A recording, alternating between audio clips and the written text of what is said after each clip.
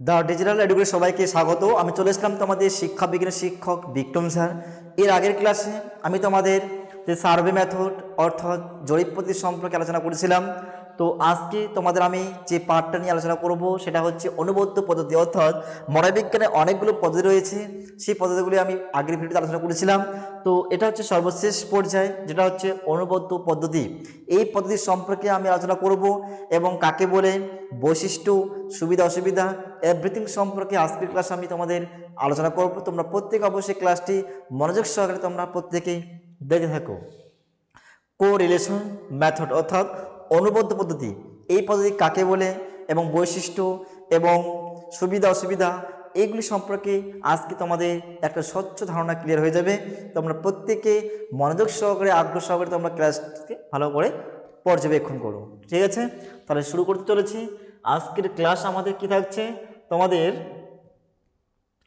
অনুবদ্ধ পদ্ধতি, এই পদ্ধতি সম্পর্কে আমরা আলোচনা করব। অনুবদ্ধ পদ্ধতি, কোরিলেশন মেথড। তাহলে এই অনুবদ্ধ পদ্ধতি কাকে বলে আমি যদি একটু সহজ ভাষা যদি জেনে নেই যে অনুবদ্ধ পদ্ধতি কাকে বলে। বলছে কোরিলেশন মেথড বলছে মনোবিদ্যা ও শিক্ষা মনোবিদ্যার কোনো তথ্য সংগ্রহের ক্ষেত্রে যে সকল পদ্ধতি ব্যবহৃত করা হয় সেগুলির মধ্যে অন্যতম হচ্ছে অনুবদ্ধ পদ্ধতি বা কোরিলেশন মেথড। তাহলে কি বললাম, রিপিট ওয়ান সেকেন্ড, কি বললাম যে এই যে মনোবিদ্যা বা শিক্ষা মনোবিদ্যা, এই যে বিভিন্ন রকম তথ্য সংগ্রহের জন্য যে বিভিন্ন রকম কৌশলগুলো ব্যবহৃত করা হয়, তার মধ্যে একটা উল্লেখযোগ্য সর্বশ্রেষ্ঠ একটা গুরুত্বপূর্ণ কৌশল হচ্ছে অনুবদ্ধ মেথড, অনুবদ্ধ পদ্ধতি বা কোরিলেশন মেথড। এই পদ্ধতি সম্পর্কে আমরা জানব যে এই যে অনুবদ্ধ পদ্ধতির মাধ্যমে দুই বা ততোধিক চলের মধ্যে কোনো একটা সম্পর্ক আছে কি না, যদি কোনো সম্পর্ক থাকে তা কি মাত্রায় আছে তা নির্ধারণ করার জন্যই তথ্য সংগ্রহ করা হয়ে থাকে। তাহলে অনুবদ্ধ পদ্ধতি শিক্ষা মনোবিদ্যার একটা গুরুত্বপূর্ণ একটা উল্লেখযোগ্য খুব গুরুত্বপূর্ণ পদ্ধতি।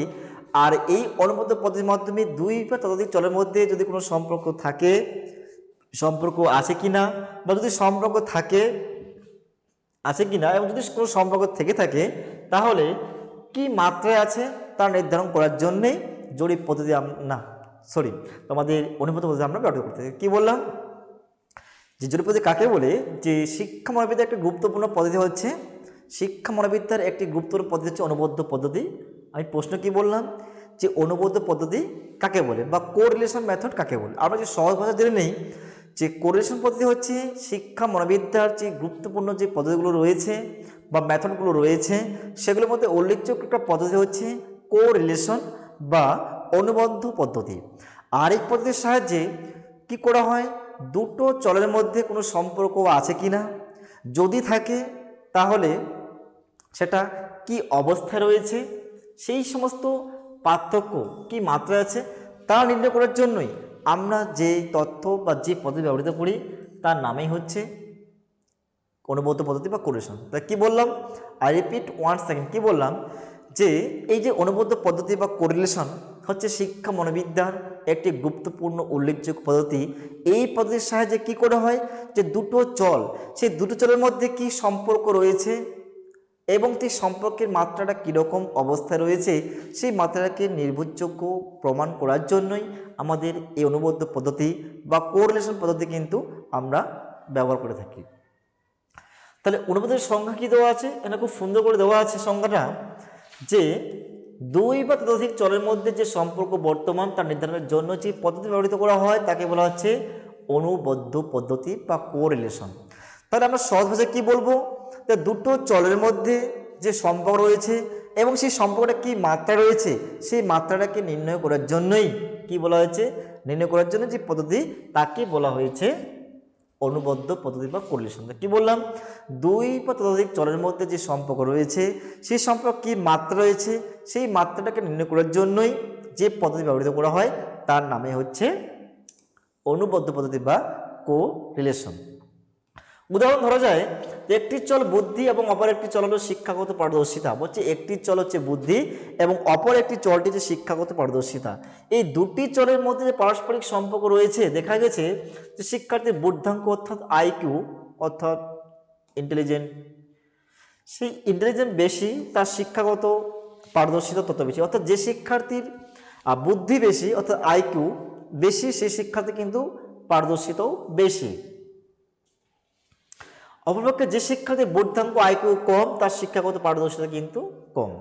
তো সেই কথাটা বলছে রিলেশন করতে বলছে, একটু দুটো বিষয়ের মধ্যে রিলেশন করতে বলছে, যে দুটো চলের মধ্যে কি সম্পর্ক রয়েছে, সেই সম্পর্কটা নির্ণয় করার সেই সম্পর্ক রয়েছে, এবং সেই সম্পর্কটা কি মাত্রা রয়েছে, সেই মাত্রা নির্ণয় করার জন্যই যে পদ্ধতিটা আমরা ব্যবহার করে থাকি, সেই পদ্ধতির নামই হচ্ছে অনুবদ্ধ পদ্ধতি বা কোরিলেশন। যেমন দেওয়া আছে, যাদের বুদ্ধি খুব বেশি যাদের বুদ্ধি বেশি তাদের কিন্তু পারদর্শিতা অনেকটা বেশি, যাদের বুদ্ধি কম তাদের কিন্তু পারদর্শিতার শক্তিও তাদের মধ্যে কিন্তু কম। সেই কথাটা এখানে বলা হয়েছে। এবার অনুবদ্ধ পদ্ধতির কিছু বৈশিষ্ট্য আমরা পাচ্ছি, সেই বৈশিষ্ট্যগুলি আমি পয়েন্ট আকারে তুলে ধরলাম তোমাদের সঙ্গে। যে দুই বা ততোধিক চলের মধ্যে সম্পর্ক নির্ণয় কি বলছে, যে অনুবদ্ধ পদ্ধতির একটি অন্যতম বৈশিষ্ট্য হচ্ছে দুই বা ততোধিক চলের মধ্যে পারস্পরিক সম্পর্ক কেমন তা নির্ণয় করতে সাহায্য করা। সম্পর্কের ধরন কি বলছে, যে অনুবদ্ধ পদ্ধতির সাহায্যে দুটি বা তার বেশি চলের সম্পর্কের ধরন বা অর্থাৎ দুটি চলের মধ্যে সম্পর্ক ধনাত্মক, পজিটিভ, ঋণাত্মক, নেগেটিভ এবং নিরপেক্ষ, শূন্য, জিরো নির্ণয় করে থাকে। বলছে এই যে সম্পর্কের ধরন অর্থাৎ পজিটিভ, নেগেটিভ অর্থাৎ জিরো কোরিলেশন, অর্থাৎ পজিটিভ কোরিলেশন, নেগেটিভ কোরিলেশন এবং শূন্য অর্থাৎ জিরো কোরিলেশন, এই তিনটে ভাগে আমরা তার কোরিলেশনকে ভাগ করতে পারি। তো সেটা বলছে যে সম্পর্কের ধরন বলছে অনুবদ্ধ পদ্ধতির সাহায্যে দুটি বা তার বেশি চলের সম্পর্কের ধরন অর্থাৎ দুটি বা দুটি চলের মধ্যে সম্পর্কের ধরন ধনাত্মক অর্থাৎ পজিটিভ, নেগেটিভ, ঋণাত্মক এবং শূন্য হচ্ছে জিরো নির্ণয় করে থাকে। সম্পর্কের মাত্রা কি বলছে, যে এই পদ্ধতির সাহায্যে দুই বা ততোধিক চলের মধ্যে সম্পর্কের মাত্রা কিরূপ, তার নিম্নমাত্রা না মধ্যমাত্রা না উচ্চমাত্রা, এগুলো কিন্তু নির্ণয় করে থাকে, অর্থাৎ অনুবদ্ধ পদ্ধতি বা কোরিলেশন মেথড। তো কি বললাম, যে এই যে কোরিলেশন মেথড বা অনুবদ্ধ মেথড, এই দুই বা ততোধিক চলের মধ্যে যে সম্পর্ক রয়েছে, সেই সম্পর্কটা মধ্য না উচ্চ না নিম্ন, মধ্য, নিম্ন না উচ্চ, সে নির্ণয় করার জন্যই এই অনুবদ্ধ পদ্ধতি কিন্তু ব্যবহৃত করা হয়েছে। ভবিষ্যৎ সম্পর্কে ধারণা বলছে এই অনুবদ্ধ পদ্ধতির সাহায্যে শিক্ষার্থী বা ভবিষ্যৎ সম্পর্কে ধারণা লাভ করতে পারে, অর্থাৎ এই পদ্ধতি ভবিষ্যৎ সম্পর্কে ধারণা প্রদান করে থাকে। বলছে এই অনুবদ্ধ পদ্ধতির সাহায্যে কি করা হয়, ভবিষ্যৎ সম্পর্কে শিক্ষার্থীরা ভবিষ্যৎ সম্পর্কে কিছু ধারণা দান করে, এবং এই পদ্ধতি ভবিষ্যৎ সম্পর্কে আমাদেরকে ধারণা প্রদান করতে হবে। অর্থাৎ এই যে অনুবদ্ধ পদ্ধতি বা কোরিলেশন মেথড কী করে থাকে, শিক্ষার্থীকে তার ভবিষ্যৎ জীবন সম্পর্কে একটা ধারণা দেয় এবং ভবিষ্যৎবাণী সে কিন্তু প্রদান করে থাকে।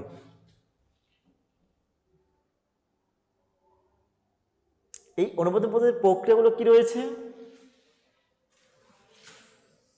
যে অনুবদ্ধ পদ্ধতির প্রক্রিয়া বলছে এই অনুবদ্ধ পদ্ধতির যে সমস্ত প্রক্রিয়াগুলো রয়েছে তার নিম্নে আলোচনা করা হলো। প্রথমে দেখতে পাচ্ছি আমরা সমস্যা নির্বাচন। এই যে সমস্যা নির্বাচন প্রথম কি, তার অনুবদ্ধ প্রক্রিয়া রয়েছে সমস্যা নির্বাচন। বলছে কোনো গবেষণামূলক কাজের জন্য যে সকল চলগুলি রয়েছে সেগুলির মধ্যে পারস্পরিক সম্পর্ক স্থাপন করা হবে, সেই চলগুলিকে কতগুলি যুক্তির ভিত্তিতে নির্বাচন করা, এটা হচ্ছে আমাদের সমস্যা নির্বাচন। দুই কি বলছে, অংশগ্রহণকারী এবং তথ্য সংগ্রহের উপকরণ বলছে নমুনা নির্বাচনের জন্য নির্দিষ্ট নমুনা পদ্ধতি ব্যবহৃত করা হয়, আর দুটি চলের মধ্যে সম্পর্ক জানার জন্য যে তথ্য সংগ্রহ উপকরণটি সর্বদা সঠিক হওয়ার প্রয়োজন, অর্থাৎ তথ্য সংগ্রহের জন্য সঠিক এবং প্রযুক্ত উপকরণকে ব্যবহৃত করতে হবে। এটা হচ্ছে তোমার অংশগ্রহণকারী তথ্য সংগ্রহের উপকরণ। বলছে যিনি অংশগ্রহণ করবেন অনুবদ্ধ পদ্ধতি বা এই যে কোরিলেশন মেথড, তাকে কিন্তু উপযুক্ত তথ্য সংগ্রহ করতে হবে, তবেই সেই পরীক্ষাটা করা কিন্তু সম্ভব। বলছে তথ্য বিশ্লেষণ এবং ব্যাখ্যা বলছে দুটি চলের মধ্যে সম্পর্ক প্রকাশ করা হয় সহগতি সহগাঙ্কের দ্বারা। বলছে সহগতি সহগাঙ্কের বিস্তৃত মাত্রা পজিটিভ নেগেটিভ 1, এই বিস্তৃত মাত্রার সাথে দুটি চলের মধ্যে সম্পর্ক ধনাত্মক ঋণাত্মক এবং শূন্য এবং নিম্নমাত্রা মাঝারি মাত্রা উচ্চমাত্রা নির্ণয় করা যায়, তার ভিত্তিতে দুটি চলের মধ্যে সঠিক সম্পর্ক কিন্তু জানা যায়। তো পজিটিভ নেগেটিভ 1 তথ্য বিশ্লেষণ এবং ব্যাখ্যা করো, এই যে তথ্য আমরা দেখতে পাচ্ছি তথ্য বিশ্লেষণ এবং ব্যাখ্যা করুন, তথ্য বিশ্লেষণ এবং ব্যাখ্যা করুন। তাহলে এই যে তিনটে তথ্য, এই তিনটে তথ্য কিন্তু আমরা ভালোভাবে তোমাদের সামনে আমি ব্যাখ্যা দিলাম। এখানে এই তিনটে তথ্য সম্পর্কে আমরা ভালো করে পড়তে হবে। এবার আছে অনুপাত পদ্ধতি কী রয়েছে আমাদের সুবিধা। এই যে অনুপাত পদ্ধতি একটু আগে বললাম কোরিলেশন পদ্ধতি মেথড বা অনুপাত পদ্ধতি কী কী সুবিধা রয়েছে সেই সুবিধাগুলি সম্পর্কে আমরা জানবো। অনুপাত পদ্ধতির সুবিধাগুলি নিশ্চিত ছকে আলোচনা করব। প্রথমে আমরা এই যে অনুপাত পদ্ধতির যে সুবিধাগুলো, এই সুবিধাগুলোকে আমরা 1 2 3 4 5 6 6টা সম্পর্কে আমরা ভাগ করলাম। প্রথমে যে ভাগটা দেওয়া আছে যে এই অনুপাত পদ্ধতির যে ভাগগুলো বা সুবিধাগুলো রয়েছে, চলদয়ের গতি প্রকৃতি নির্ধারণ করা, 2 রয়েছে অভিক্ষার যথাযথ নির্ণয় করা, 3 রয়েছে চলদয়ের মাত্রা নির্ণয় এবং 5মে রয়েছে উপাদান বিশ্লেষণ রয়েছে, 6 বিষয়বস্তুর বিন্যাসকরণ এবং ভবিষ্যৎ সম্পর্কে একটা পূর্বাভাস। এটা হচ্ছে তোমাদের সম্পূর্ণ অনুপাত পদ্ধতির যে সমস্ত সুবিধাগুলো রয়েছে। এবার এই সুবিধা সম্পর্কে আমরা প্রত্যেকটা সুবিধা সম্পর্কে আমরা একে অপরের সঙ্গে আমরা আলোচনা করব। তোমরা প্রথমে যে দেখতে পাচ্ছ আমরা এই সুবিধা অর্থাৎ চলদয়ের গতি প্রকৃতি নির্ধারণ বলছে যে অনুপাত পদ্ধতির সাহায্যে চলদয়ের মধ্যে সম্পর্কে গতি প্রকৃতি কীরূপ তা নির্ধারণ করা যায়, অর্থাৎ সম্পর্কে গতি প্রকৃতি সমমুখী না বিপরীতমুখী তা নির্ণয় করা যায়। বলছে এই অনুবদ্ধ পদ্ধতির সাহায্যে সেই চলদয়ের মধ্যে কী যাওয়া যাচ্ছে, তার গতি প্রকৃতি কীরূপ সেই সম্পর্কে আমরা জানতে পারছি, অর্থাৎ নিম্নগতি সমগতি না বিপরীতমুখী তা নির্ণয় করা যায় এই তোমার এই কি বললাম যে অনুপাত পদ্ধতির সাহায্যে।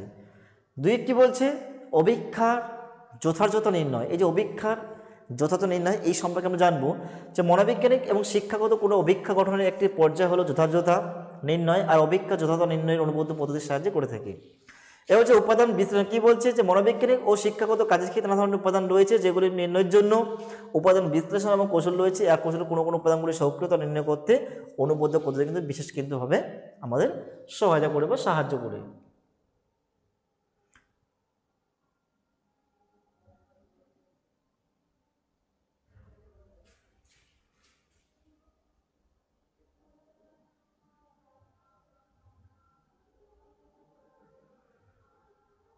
এবার রয়েছে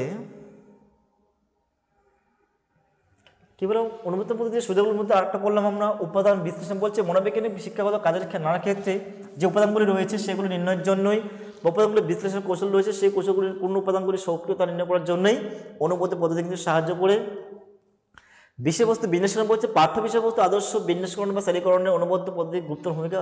বলছে একটা পাঠ্য বিষয়কে সে বিষয়বস্তু আদর্শ বিন্যাসক্রমে বা ভালোভাবে যখন আমরা বিন্যস্ত করতে চাই বা শ্রেণীকরণ করতে চাই তখন অনুবাদ পদ্ধতি কিন্তু গুরুত্বপূর্ণ ভূমিকা কিন্তু পালন করে থাকে। বলছে ভবিষ্যৎ সম্পর্কে পূর্বাভাস। বলছে এই অনুবদ্ধ পদ্ধতির সাহায্যে কোনো একটা শিক্ষার্থীর আগ্রহ, পেশনা, এই যে ইন্টারেস্ট, পেশনা, মোটিভেশন প্রভৃতি সম্পর্কে কি একটা সঠিক কিন্তু পূর্বাভাস কিন্তু পাওয়া যায় এই অনুবদ্ধ পদ্ধতির সাহায্যে। এবার অনুপাত পদ্ধতির কিছু অসুবিধা রয়েছে, সেই অসুবিধা সম্পর্কে আমরা জানবো যে অনুপাত পদ্ধতির প্রযুক্ত সুবিধাগুলি থাকলেও কিছু কিছু ক্ষেত্রে অসুবিধা দেখা যায়, তার নিম্নে কিন্তু আলোচনা করা হলো। বলছে কার্যকরণ সম্পর্কে নির্দেশের অভাব। এই পয়েন্টে কি বলছে যে অনুপাত পদ্ধতি চলদয়ের মধ্যে কার্যকরণ সম্পর্ক নির্দেশ করে না। 2 কি বলছে অজানা চলকের প্রভাব। বলছে অনুপাত পদ্ধতির ক্ষেত্রে অজানা কোনো চলক বা উভয় প্রকার চলকের কারণ হয়ে থাকে, ফলে চলকদের মধ্যে সঠিক সম্পর্ক নির্ণয় করা কঠিন হয়ে পড়ে। সুতরাং অনুবদ্ধ পদ্ধতি মনোবিদ্যার তথ্য অনুসন্ধানের একটি কার্যকারী বা গাণিতিক যুক্তি নির্ভর পদ্ধতি। আর এই পদ্ধতি চলদের গতি প্রকৃতির মাত্রা ধরন প্রভৃতির সম্পর্কে গুরুত্বপূর্ণ কি তথ্য আমরা নির্দেশ করতে পারি। তার উপযুক্ত আলোচনা থেকে এই শিক্ষাগত পদ্ধতিগুলি শিক্ষার পরিমাণগত ও গুণগত উন্নয়ন ঘটিয়ে শিক্ষাকে আরও মনোবিজ্ঞান ভিত্তিক হিসাবে গড়ে তোলার ক্ষেত্রে বিশেষ ভূমিকা পালন করে থাকে। আর এছাড়াও এই পদ্ধতি শিক্ষাকে আরও বিজ্ঞানভিত্তিক এবং যুক্তি নির্ভর করে এবং গতিশীল করে তুলেছে কিন্তু এই অনুবদ্ধ বা আমার কোরিলেশন মেথড পদ্ধতির মাধ্যমে। তো আজকে আমি তোমাদের সামনে যে কোরিলেশন বা অনুবদ্ধ যে মেথডটা রয়েছে সেই মেথড সম্পর্কে তোমাদের যে স্বচ্ছ আমি ধারণা দিলাম, এবং এর তোমরা যারা আগের যে পদ্ধতিগুলো রয়েছে সেই পদ্ধতি তোমাদের পড়তে হলে তোমরা অবশ্যই প্লেলিস্টে গিয়ে সে দেখবা যে সেমিস্টার 2 বলে একটা প্লেলিস্টে দেওয়া আছে সেমিস্টার 2, সেই 2-এ গিয়ে তোমরা অবশ্যই ক্লিক করবো। সেটা তোমরা যে আগের যে পদ্ধতিগুলো অর্থাৎ অন্তর্দর্শন, তারপরে হচ্ছে পর্যবেক্ষণ, তারপরে হচ্ছে তোমাদের কেস স্টাডি পদ্ধতি রয়েছে, পরীক্ষণ পদ্ধতি রয়েছে, সার্ভে বা জরিপ পদ্ধতি রয়েছে এবং অনুবদ্ধ পদ্ধতি রয়েছে। এই পদ্ধতি সম্পর্কে তোমরা সেই আগের ভিডিওতে দেওয়া আছে, তোমরা অবশ্যই সেই ভিডিওগুলো গিয়ে আগের ক্লাসগুলি তোমরা অবশ্যই দেখে নেবে। তো আজকে যে তোমাদের আমি আলোচনা করলাম অনুবন্ধ পদ্ধতি অর্থাৎ কোরিলেশন মেথড এই সম্পর্কে তোমাদের যদি কারো কোনো ডাউটিং থাকে তোমরা অবশ্যই আমাকে কমেন্ট বক্সে কমেন্ট করে জানাবে। তো আজকের এই ক্লাস অনুবদ্ধ পদ্ধতি, এই অনুবদ্ধ পদ্ধতি কাকে বলে এবং তার বৈশিষ্ট্য, সুবিধা অসুবিধা এবং পর্যায়গুলি খুব বিস্তারিতভাবে তোমাদের আলোচনা করলাম। তোমরা অবশ্যই এই ক্লাসটিকে প্রত্যেকটা বন্ধু বান্ধবের কাছে শেয়ার করো, তারাও যাতে ক্লাসগুলো দেখে পরীক্ষাতে ভালো রেজাল্ট করতে পারে, এবং অবশ্যই তাদেরকেও বলবা তো তারাও যাতে ক্লাসগুলোকে তাদের বন্ধু বান্ধবের কাছে শেয়ার করতে পারে। তাহলে কিন্তু আমরা এই যে প্রত্যেকটা শহরে গ্রামে প্রত্যেকটা জায়গায় কিন্তু আমরা পৌঁছাতে পারবো। অবশ্যই তাহলে আজকের ক্লাসটা আমি এখানে সমাপ্ত করলাম। প্রত্যেককে থ্যাংক ইউ এবং ধন্যবাদ।